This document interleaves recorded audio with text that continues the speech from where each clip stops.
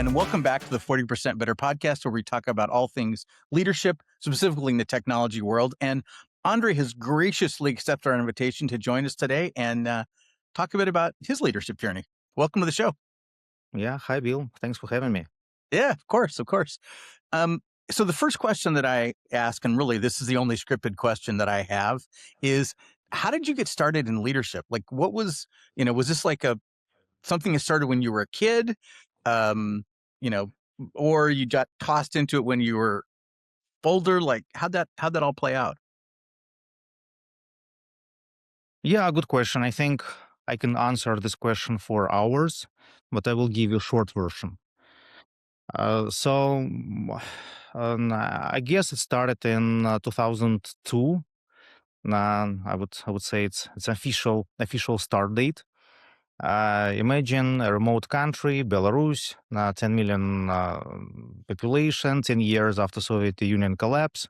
A guy, 25 years old, and thinking about what to do with his life. And I had a friend who lived in the United States, and I reached out to him. Why don't we build software outstaffing business? I read about it the other day, and I proposed to him why don't we do that? So imagine again, 2002. All this political situation 2 years after dot-com crash. Now, the country internet speed is less than 100 kilobit per second for the whole country. Yeah, it's not my home is like 200 megabits right now, but back then the whole country was with a line less than 100 kilobit. Uh, yeah, it's essentially the capacity of a modem, dial-up modem that we already had back then. People don't speak English that much, so engineers don't speak English. Venture capital is something unheard of, and we're starting the business. So on our side was that we had good engineering school and still have good engineering school, Eastern European, training software developers starting since 70s, and had research institutes that reverse engineered IBM machines, IBM operating systems. So that kind of talent. We joined the forces and built a company called Altoros. Nice. Moving And forward, now, 5 years later, now we have more than 100 developers, 10 million in revenue, profitable, growing, not without drama, but thinking about what we do next. What's next? In 2008, it's a world crisis. And we're thinking, okay, how do we survive? What is it, the existential threat, or it's something that will pass and go? So, what does it mean to us and our business? And as you know, you should never waste a good crisis, right? And you think what do we do right? What do we do not right? What happens if half of our customers just leave next month? So now those type of conversations, longevity of the business model, and out of this exercise, about a year later, when the dust settled down a little bit, we thought that the model that we're operating in, working primarily with startups, now with software companies, has its limitations, has its ceiling, and let's try to get to enterprise. So if with our current customers, we're able to charge like $50 an hour, $70 an hour probably, with enterprise, we will be able to charge 150, 200, whatever, right? Depending on the specialization. So we started to play with this technology, that technology. It was exciting time, cloud computing, big data, horizontal scalability, all these things. So I'm probably answering a different question right now, speaking about the journey and what I'm doing. Do you want me to continue or? no, well, it, it gives a context, right? Yeah. So that, the audience can go, "Oh, okay, got it," understand, and it's unusual because I think I think of all the people that I've interviewed, um, you're you've been at the same company the longest. W 'Cause I don't think I've talked with anybody else who's been at their current company for more than 10 years, and most of them, Okay. it's way less than that, and so it's a very different kind of a dynamic, right? How big are you guys now? Oh yeah, actually, that is the second part of the story. I wouldn't say that we are at the same company because even during the first 5 years, we pivoted like three times. And the Mm, company that was started in a Belarus apartment was radically different 5 years, than even 2 years later when we had more people. And one more funny thing is that when we were sitting in this apartment, we had these big monitors, and during our growth, the technology shift happened, so we were shifting to LCDs. Yeah, all these things, moving offices, moving people, building culture. So I think the first 5 years were the most intense in terms of the stories to tell and lessons learned and all this stuff. But as I told, we started to look into enterprise technology, started to chase different type of customers. I then moved to the United States, to California, try to build local team. So that's another company. So that's another there's a different product, different products actually, and at some point uh, we've seen our technological experiment as a separate business. So mm, we had our previous staff augmentation business, but when, for instance, you start working with AI in 2015, selling to Nestle's, to um, Pfizer's of the world, and then it's a different different business, different company. So right now, what our journey brought us in, it's a spin-off from Altoros, which is called Protofire, and Protofire is focused on the Web3 market and Web3 adoption. And several years ago, we realized what venture studio is about, and thinking about who we are, how we work. We decided, okay, we're probably venture studio because we had the main business, and we had multiple spin-offs from mm. from this business. So Protofire is a spin-off from Altours, and now we have several products that were spun off from Protofire itself.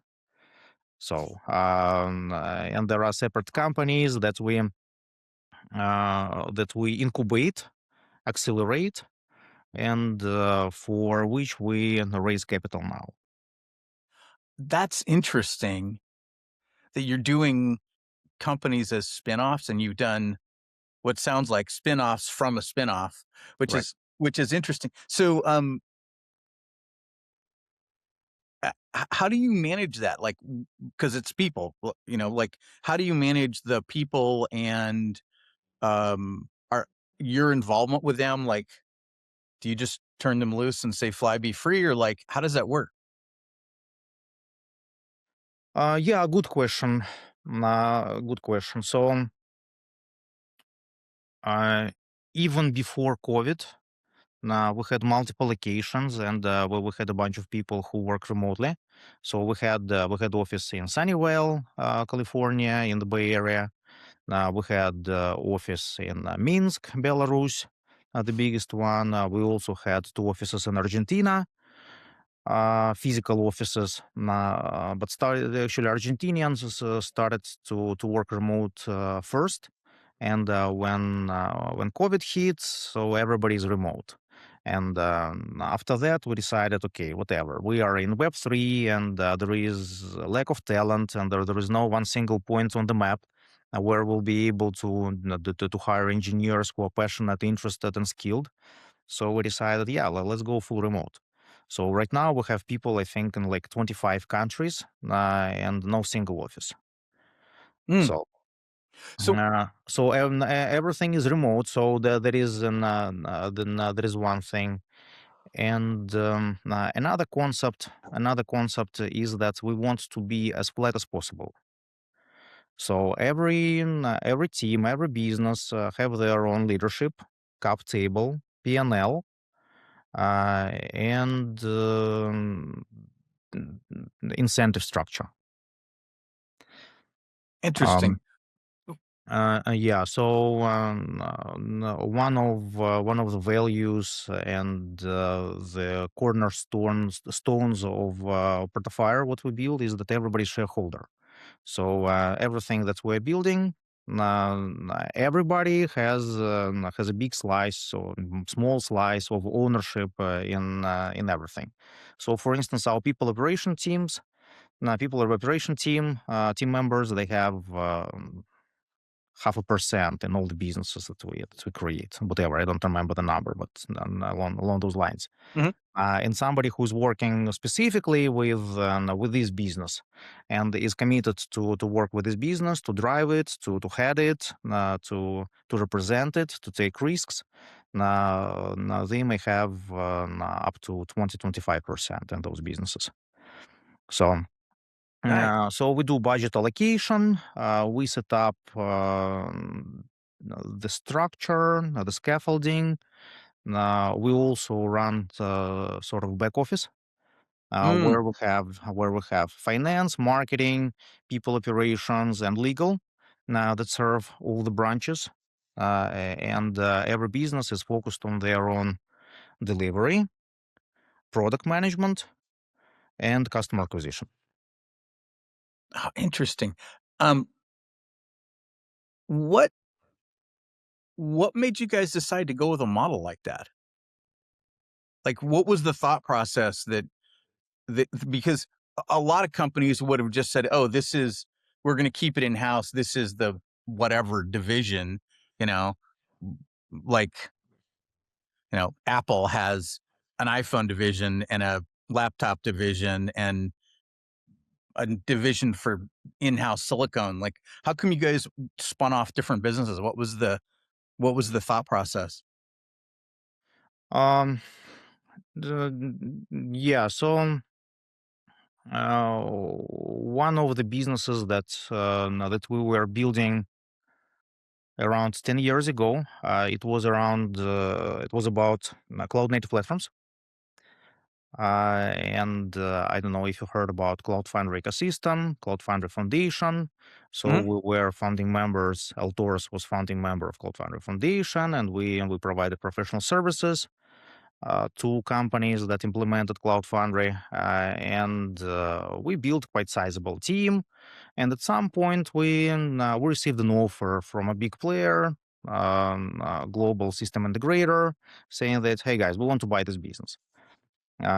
And for us, we did not even entertain this conversation because everything was so intertwined inside the company.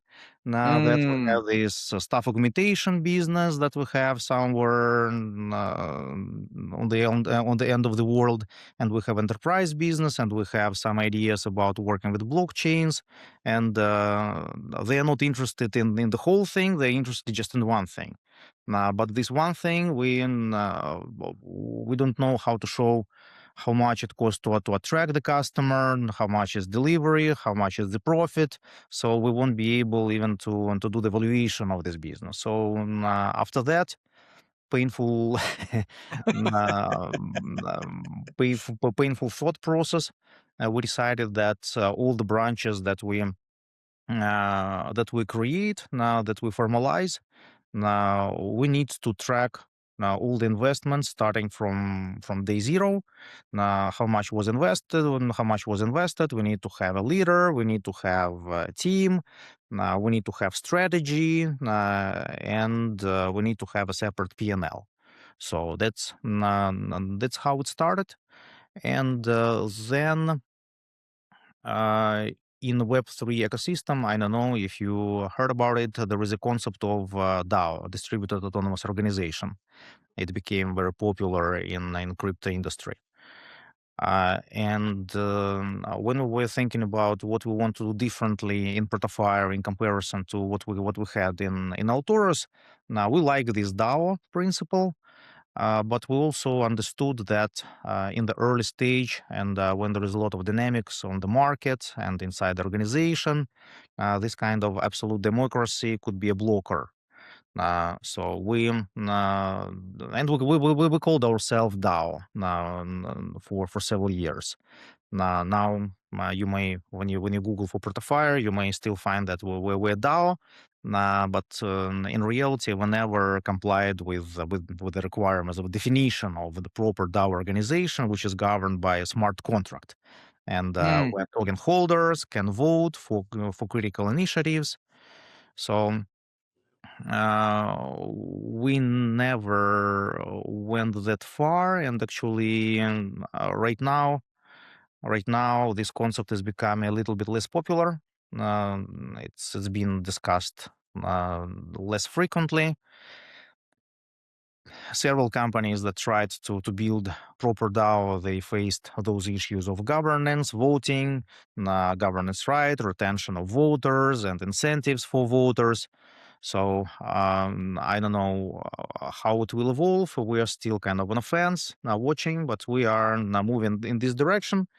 And we call our divisions as sub DAOs because they have again their leadership structure, P&L, and yeah, that's kind of half baked DAO concept. I like that. That's so interesting. It's funny because the idea of having everybody in the company get a vote um, seems, especially in startup land. Like actually,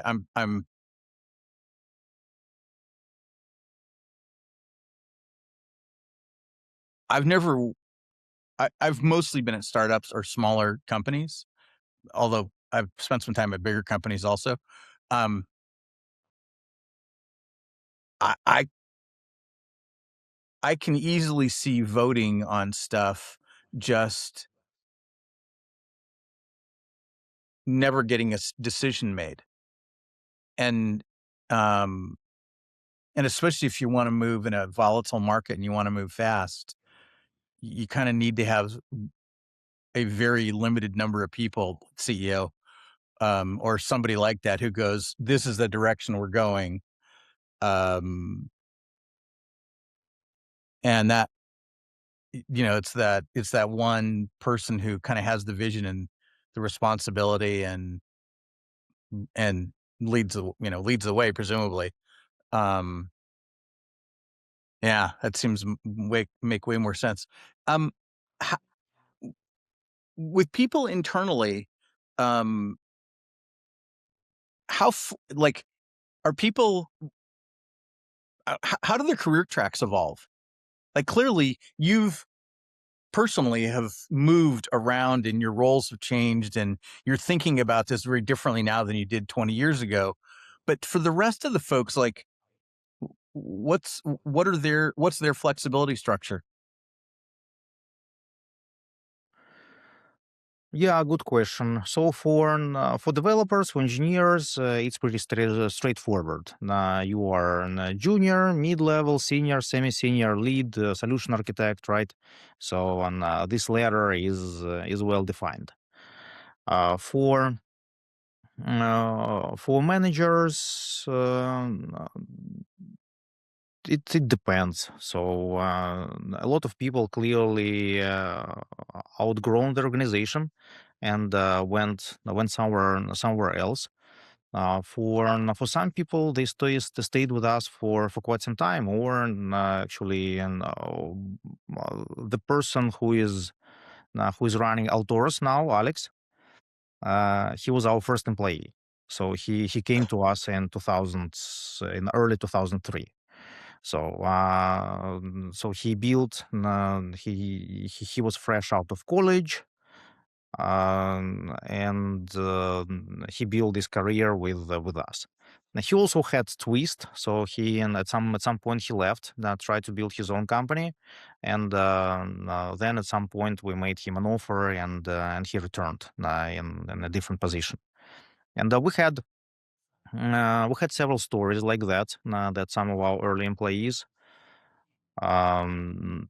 worked with us in kind of startup setup, very early in setup. Then they leave, get experience somewhere else, and then they come back in 5, 10 years and do another stint. So with different outlook, different experience, but also knowing us, maybe being aligned culturally Mhm. with people working in the organization. So uh, mm, yeah, for some our associates actually in Protofire, we don't call them employees, we call them members.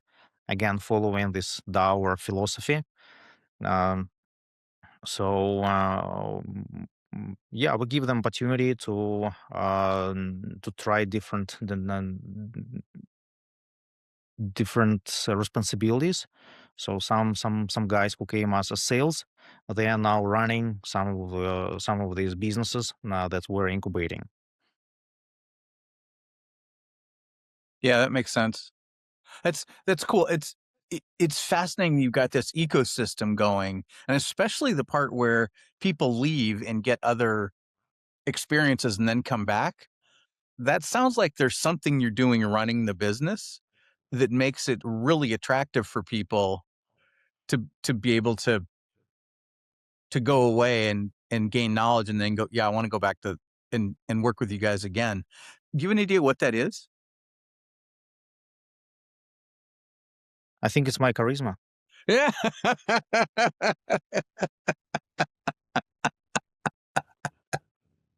Good answer.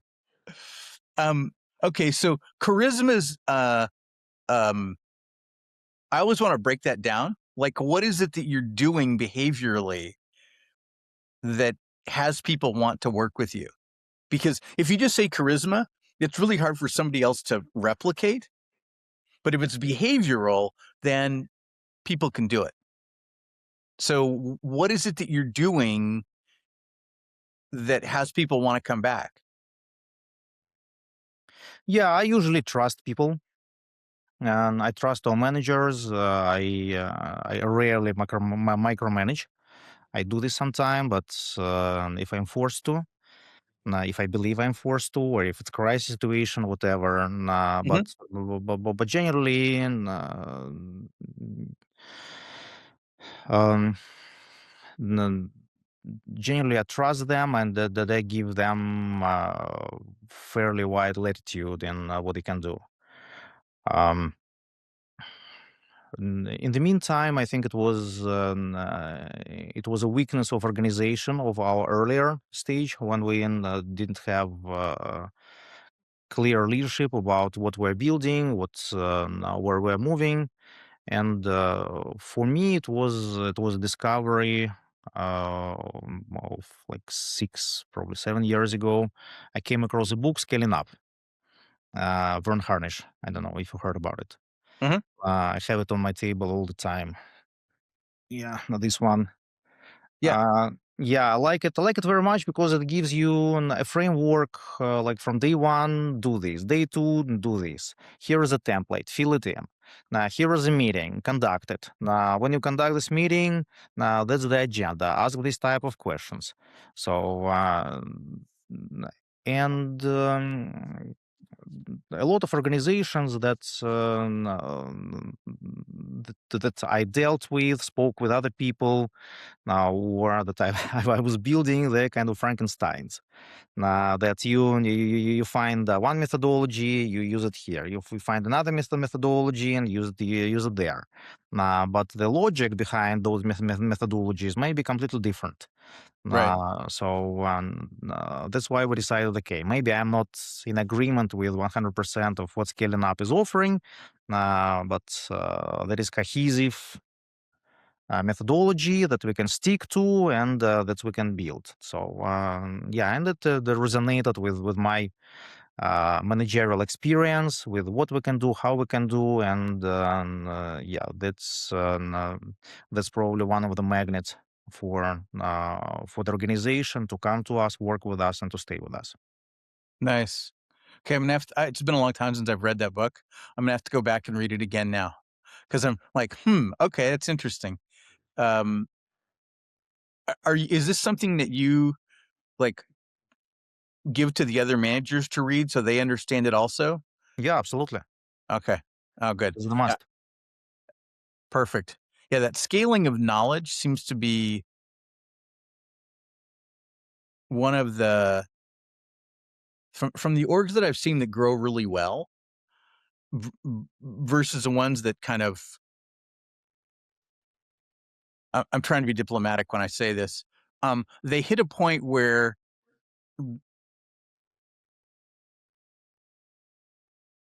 they have too many thought processes and they have a ton of internal inertia. Um, and it's because people don't think the same. Like the game plan is not understood from the top down. And so it's kind of like having a dog sled team where the dogs all go in different directions. Your sled doesn't go anywhere. You got to get all the dogs going the same direction. Um, and if you've got a book that you're like, this is the game plan, then that totally makes sense. I like that. That's cool. Um, what kind of struggles have you guys had over the years, other than worrying about um, political crises and COVID and that kind of stuff? Like from a how the business grows or how the people are, especially because you guys are all over the planet. Um, what are some of the challenges you've had? Or that will be a conversation for another 100 hours. I Top think, three, top yeah, two. I think we hit all the snags that can be possible. Yeah, like hiring mistakes, motivation mistakes, accounting mistakes, um, team building, alignment, goal setting. Um, yeah, all of that. Interesting. Um, I'm always curious about motivation. Tell me about the motivation mistake. How what was the what was your initial hypothesis and what went wrong and how did you fix it? Yeah, with to give an example. To give an example, so um, we started a business, a new hypothesis that there is new technology and we can we can build a team. And yeah, we found a leader. So now that was also one of the mistakes, not to initiate something without a clear leader. So Oh, that somebody somebody who is not driving this initiative. That yep. initiative is being driven by the founders, and founders have like 200 initiatives. And today there is one initiative. Tomorrow is the second one. Then it's number 78. So if you have some initiative and you spend money on it, you need to have a leader. So I think in Amazon methodology it's called single thread leader. So if you don't have the single thread leader, don't start the initiative. Don't put money in this area. So uh, found the leader, told to him, okay, so. Um, Build this business, you will have a share in this business, and you will have a share of profits. you will get a share of revenue and you will get a share of profits. And the biggest component of his motivation model was a share of revenue. So what happened is that once getting some early successes and getting some early customers, he started to ramp up the team. And as the sales pipeline wasn't solid enough, he was unable to keep this team utilized. So the lesson that we took out of this exercise was that we should not scale up the team before we have a solid distribution pipeline. So yeah, That makes sense. Yeah. Yeah. It's funny. I totally take that for granted. Um, because the the second startup that I worked at, the founder was very experienced. He'd been an entrepreneur making money for uh, probably 20 years by the time that I joined him, and he was very good at making money, but he was also very hesitant about headcount. And so it always felt like we were behind on the headcount. Um, and uh and and and I asked him about it one time because I'm like, like we're busting our butts, like it's crazy. I'm really tired of working 6 days a week. And he said, I get it. Yeah, you can, you can add another head count. But he said, my big fear is hiring too much and having to do layoffs. I correct. really don't want to do layoffs. And he said, I had to do it once before, and it was so traumatic for me that I never want to do that again. I would rather pay you overtime than than deal with that emotional pain of doing layoffs. And I was like, oh, interesting. Okay. But yeah, he was really good at sales and really good at helping the sales team. And so we always had the revenue. Uh, you know, f- like that company, well, on day one we didn't have any revenue because we weren't selling on day one, but we were we were profitable in like 9 months. Um and and it was a spinoff of another company. But yeah, he was totally all about we're going to make the money and then we're going to add headcount. All right. Yeah, Yeah, yeah, that's my adopted philosophy as well. yeah, That's distribution first, delivery second. yeah. It's again, if you oversell, you can always say to the customer, "Hey, customer, sorry, I cannot sign this contract because I don't have capacity to deliver." Right, right, And you will have to wait, or you will have to go away. But we just we just unable to start. right, right. So that's the worst thing that can happen. But the scenario that you're describing, that's we have revenue, we have people, now we don't have enough utilization for them, and now we need to lay them off or subsidize this business from other businesses and put them on starvation. These are the outcomes that I prefer to avoid. Yeah, And yeah, that is a typical conversation, a typical conversation that we have internally is how we can verify that somebody will buy it. And I think it's a typical issue with startups, especially with technical founders. When they have an idea, they build something, build. So nowadays it's much easier because of AI. But in good old days, they may spend like a couple of years and then they push this product to the market, and nobody needs that. right, Nobody, right, nobody reacts to the advertisement. Nobody's buying, so there is no possibility to to generate revenue. right. So the typical thought process is okay, sell imaginary product, Right. go Yes. backwards. Yep. If you find the customer who is willing to pay for it, then okay, we're building. If not, if nobody's buying, no, we're not building. Yeah. Yeah. And I think that's uh, I think that's such a smart way to go. And that company that I was at, that's how they went into business. Was the founder was like, I wonder if anybody would buy this, and started talking to people, and they all said, yeah, we want it. And so he was like, okay, fine, I'm going to build it. And so, yeah, you sell it before it got it created. And that's kind of the whole, Eric Ries lean startup. His whole philosophical perspective is sell it before you write any code. Right. In some way, shape, or form, make sure somebody wants to buy it, figure out the minimum test scenario, and then complete, like, iteratively be always testing that customers want the next thing. um I think it's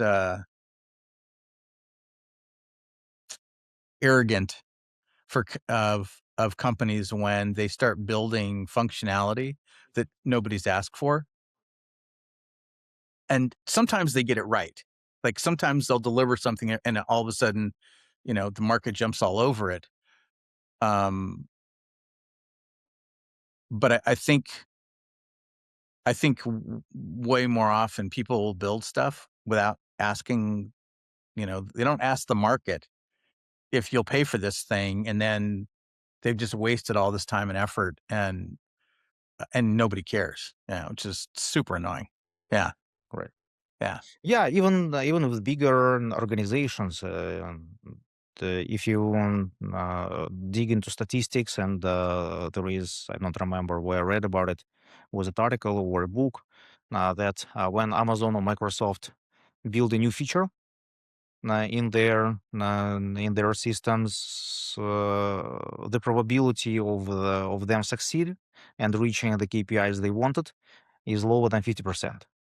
Oh, yeah, way lower. Yeah, Yeah. So yeah, if you someone that knowledgeable about your customers, and you have already have existing product, and the reason why you finance development of this feature is probably because you get some customer feedback because they told they are interested, they want it, yep, and you do this, and if the success rate is lower than 50%, that's something to think about. yeah, yeah. There was an article I read years ago. He was a guy that worked in UI design, and he had been at Amazon for a while, and he said they were constantly testing little tweaks. Um, and he said they were all very lightweight experiments, relatively speaking. Um, and their big aha was, if I think it was, if like 10% of them were successful on proving a hypothesis, that that was enough because they made so much more money Hmm. because those all got proved out. Um, and it was a pure math analytics, kind of a thing that they were doing. And there was no stigma if your hypothesis failed. They were like, we because you there was no way to know. It was like, and it was things like 5 pixel difference in the size or position of a button. Like little tiny nuances. Which, because that was his thing. It was like little adjustments. And I thought that was so interesting that they did it that way, and that it worked for them, but the other companies, it seems like they go a different direction. It's way too, they throw a bunch of money at, like, um there's when I was at Google, there was functionality in Google Sheets that the product managers thought would be super cool, but they had like no adoption. Nobody cared. Um and I was always amazed at that, like, why they didn't do any conversations with the end users. So, um uh, how many people do you guys have right now across all your orgs? Ballpark. Yeah, around 300. Oh, nice. Very cool. And do you guys do um, you mentioned back office shared across everybody, which genius. I think that's probably one of the best things you can do for your spinoffs. Um, do you guys do things where like everybody comes together virtually or in real life to kind of talk about where they're at, or is everybody just off doing their own thing? Yeah, that's also a big issue. Um, Ideally, I want one day to collect everybody in one place, to meet face to face, socialize. But it's just, I guess, too expensive and disruptive for the business. So, Mm. what we do, we organize gatherings in our biggest hubs. So right now we have a hub in Buenos Aires. So once in a while, all people in Latin America fly in or drive in to Buenos Aires, and no, they have good time out there. Typically around New Year time. Another big hub for us right now is Warsaw.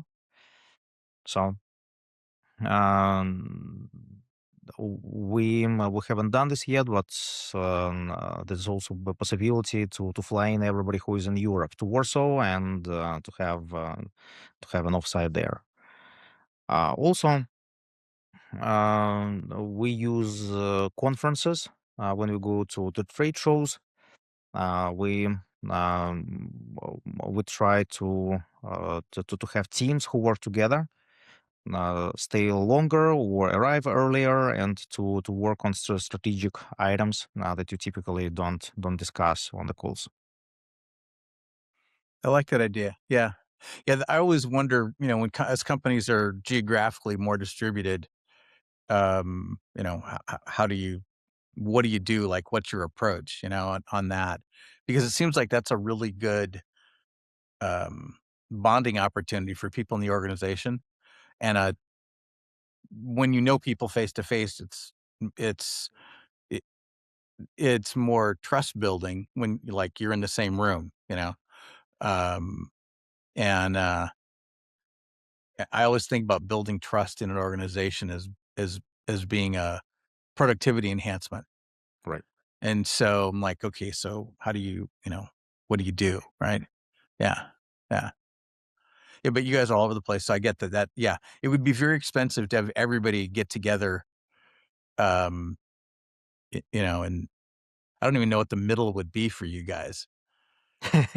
Yeah, a boat in the middle of the Atlantic Ocean. Yeah, Madeira or in Azores, right?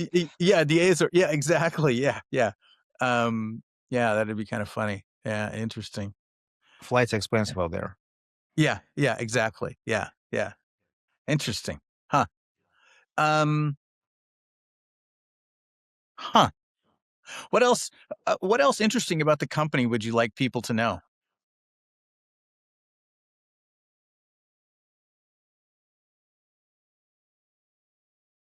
Uh, yeah, Or about, I running think it's a tough one, and when something something that you deal with day to day is a kind of common thing, right? So it's not surprising to me, but yeah, again, following the scaling up methodology, one of the most foundational documents is so-called seven strata of strategy. And it describes who is your customer, what are they buying, what are the KPIs that you are measuring, what are the special skills that you need to have inside the organization to satisfy those needs. Um, the concept of BHAG, big hair audacious goal. So, what would be the most important metric that you want to measure and achieve? I guess in my interviews, conversations, when we hire somebody, when I share this document, that is something that I get the most positive feedback. And actually, it's surprisingly hard to develop this document. It's just one pager, or table with that answers essentially 7 questions. In the first time when we did this exercise, we've done on so off-site, and people flew in here to California. We sat in a meeting room, and I allocated like 2 hours to discuss the deal on our agenda. Seven Strata. We're going to do this. Probably 2 hours would be enough. So it took us more than 2 years. Oh my goodness. Yeah. Wow. Okay, that's like yeah. You're off by like there's orders of magnitude in there. Like, Yeah, wow. it's not something that you work on like day to day, but you do this once. You have a question, you just don't know how to answer.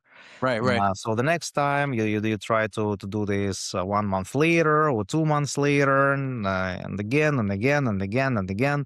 So yeah, you should not give up. Yeah. And later it does magic. It's very important for alignment of key team members. They understand who we're selling to whom, why. Very good for sales training. So again, one observations about sales and especially marketing companies that spam you saying that well, we are going to increase your sales funnels by 10x or 100x, whatever. We're going to sell whatever you sell. But the funny thing, when you start talking to these guys, they never ask you, what do you sell? Why do you sell? To whom do you sell? Who are the Yeah. competitors? So they just, you give them something and they try to replicate some of the processes that you have, not trying to solve foundational issues about maybe you don't have a product market fit. Right, No, right. maybe Yeah. nobody needs your product. So how Right. do you know that there is a product market fit? Um, so yeah, it's important to have a product market fit, and if you don't have it, then just go back to a drawing board. Yeah. Yeah. I like that. Okay, now I definitely need to read the book again because I'm like, oh my God, I need to go look at that and think about that. One of the things that I'm hearing is that you have a ton of patience because going from, oh, we'll get done in 2 hours and then it takes so much longer than that. You got to be willing to be like, okay, it's going to just take longer than we thought, and we're going to keep working at it. Um, yeah, I would guess so. For some things, I have more patience than for the others. Yeah. Yeah, I wouldn't say that we completely follow the methodology. So for some aspects, uh, it's too much even for me. But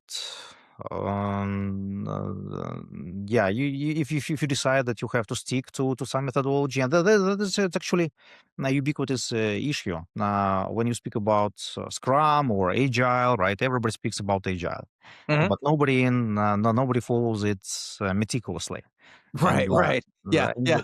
yeah, and the only company I have seen that follows strict agile was Pivotal Labs, and they tried to introduce this methodology to their customers as well when they were selling their product, Cloud Foundry. They also trained their customers like Boeing, Allstate, major banks, how to do agile right.